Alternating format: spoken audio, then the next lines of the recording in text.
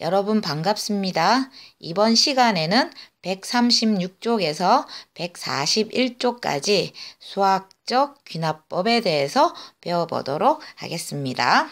첫 번째 배움 주제, 수열의 귀납적 정의를 이해한다. 여기에서 귀납이라는 낯선 단어가 있지요.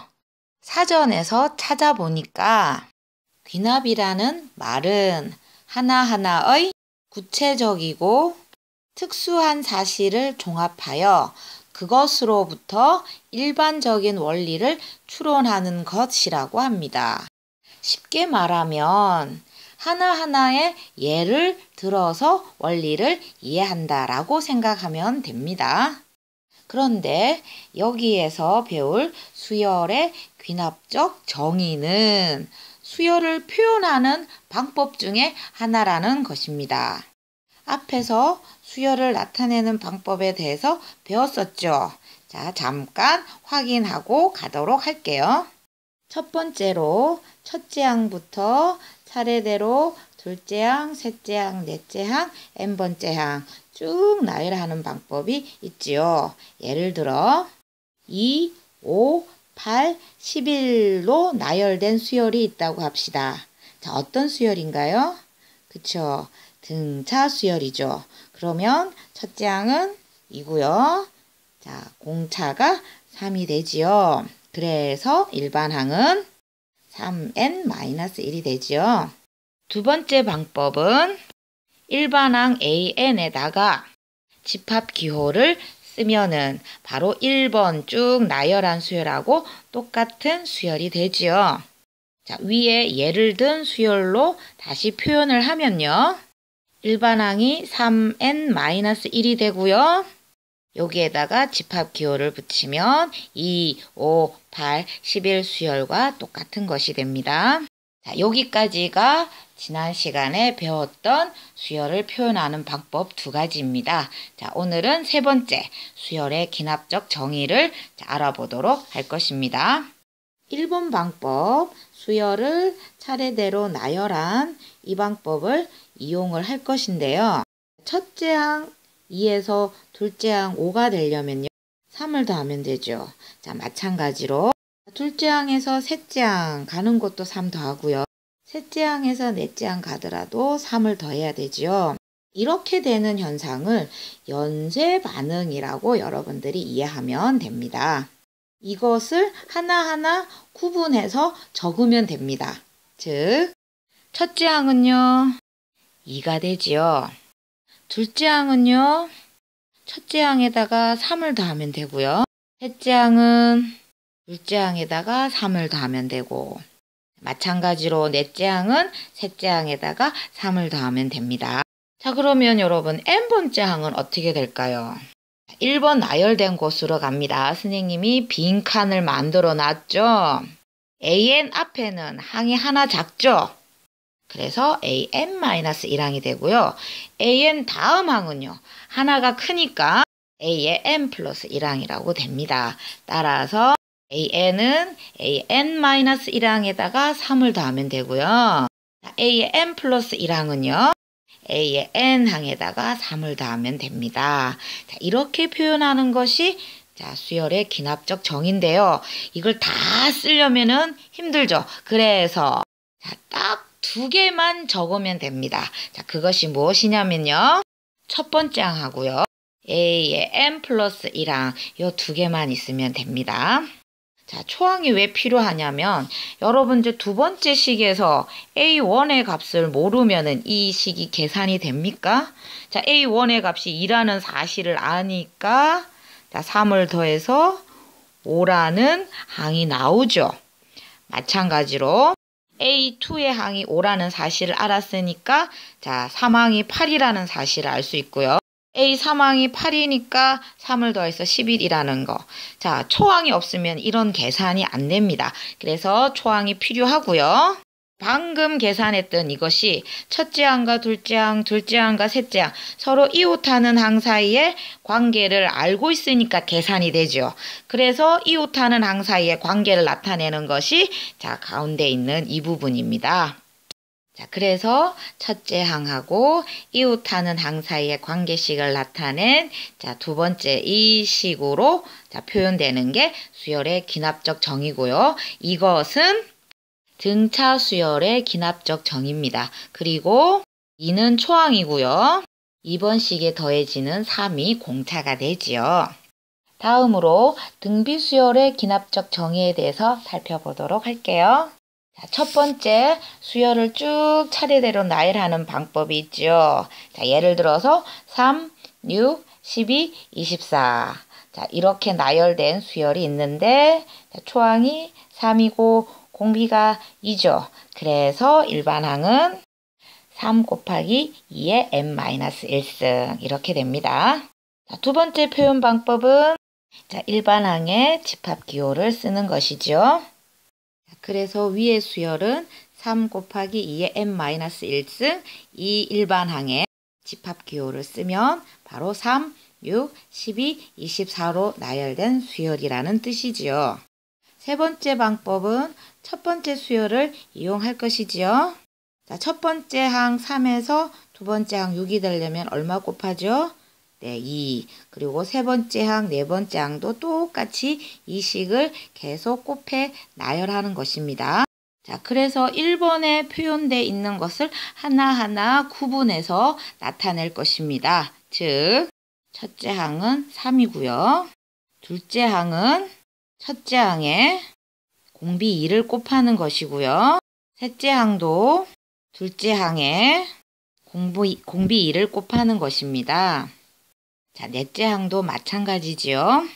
자, 여기에서 둘째 항을 계산을 해보도록 하겠습니다.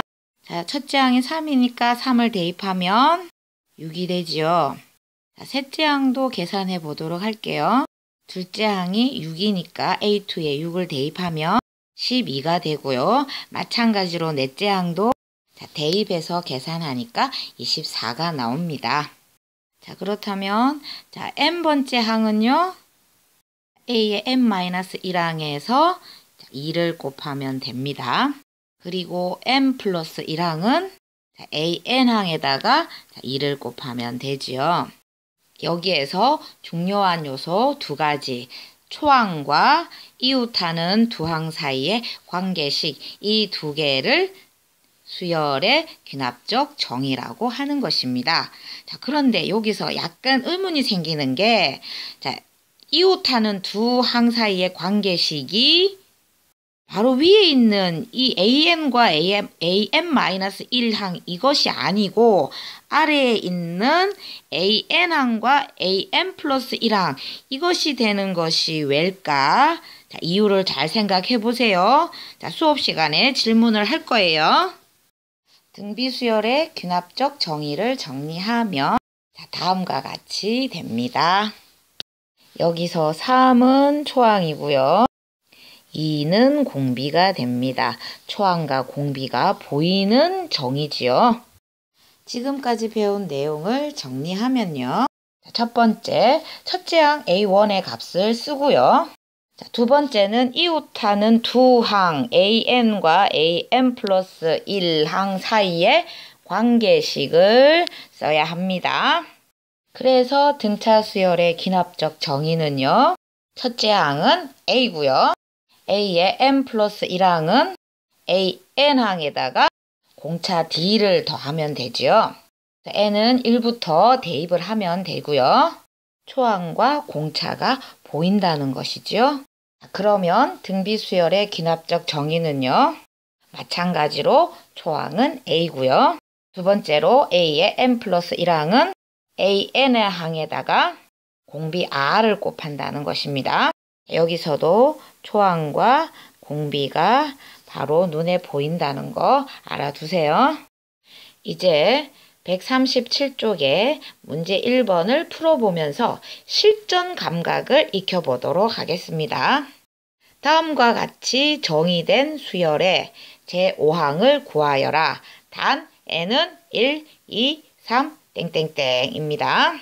첫 번째 문제, 초항은 5고요. A의 n 플러스 1항은 n항에다가 2를 더한 것이다. 자, 제5항을 구하기 위해서요. 자, n 자리에다가 차례대로 1부터 대입을 해보도록 하겠습니다. 먼저 1을 대입하면요.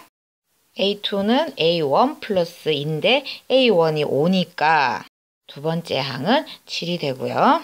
이어서 n에 2를 대입하면 3항은 2항에 2를 더한 것이니까 계산을 하면요. 9가 됩니다. 이어서 n에 3을 대입하면 자, 4항은 3항에서 2를 더하면 되고요. 자, 이것을 계산한 결과 11이 됩니다. 자, 이번엔 n에 4를 대입하도록 할게요. 자, 5항은 4항에 2를 더하면 되니까 계산하면요. 자, 우리가 제5항을 구하라 했으니까 다섯 번째 항이 나왔죠. 자, 그래서 답은 제5항은 13이라는 답이 나오는데 만약에 5항이 아니라 100항이라면 여러분들 어떻게 될까요? 이런 식으로 계속 할 수 있을까요? 그렇죠. 여기서는 이렇게 하는 게 아니라 자, 무엇을 구하면 될까요? 네, 일반항을 구하면 바로 나오죠. 자, 일반항을 구하기 위해서 두 가지 조건이 나와 있죠. 자, 첫째는 초항이 주어졌고요. 둘째는 자, 얘가 공차라 그랬죠. 자, 초항과 공차를 아니까 따라서 일반항은요. 일반항 A에는 자, 공차가 2니까 2n이고요. 자, 초항 n에다가 1을 대입했을 때 5가 나와야 되니까 플러스 3이 됩니다. 자, 그러면 다섯 번째 항이 13이 나오는지 확인해 볼까요? 자, n에 5를 대입하면 자, 13이 나와서 자, 결론적으로 맞다는 이야기입니다. 다음으로 두 번째 문제. 자, 초항이 1이고요. 자, n 플러스 1항은 자, n항에 4를 곱한 것이다. 자, 우리가 여기서 1은 초항이라는 사실 알았고요. 자, 곱하기니까 여기 곱해지는 4는 자, 공비가 되겠죠. 자, 더하면 공차고요. 곱하면 공비가 됩니다. 자, 그래서 일반항 AN을 구할 수 있겠죠. AN은 초항 1에다가 공비 4를 곱하고요. 그리고 n-1승 하면 됩니다. 그리고 1은 곱해지는 1은 생략할 수 있으니까 4에 n-1승이 되죠. 그래서 우리가 알고 싶은 5항은 n자리에 4를 대입해서 4의 4승은 256 이렇게 나옵니다. 자, 정말 이렇게 나오는지 검산을 해보도록 하겠습니다. 검사는요. 자, n2를 두 번째식, 즉 관계식에다가 대입을 해볼 것입니다. 대입하면요. 자, a2는 첫째 항에다가 4를 곱하는 것이니까 계산하면 4가 되고요. 자, 이어서 2를 대입하고요. 그래서 계산하면 16이 되고요. 다음으로 3을 대입할게요. 자, 4항은 3항의 4배. 그래서 계산한 결과가 64입니다. 자, 마지막으로 n에 4를 대입할게요. 자, 다섯 번째 항은 네 번째 항의 4배니까 4 곱하기 64 해서 256. 결과가 같죠? 어느 게 효과적이고 어느 게 빠른지를 자, 여러분들이 바로바로 보이죠? 자, 여기까지가 수열의 귀납적 정의고요.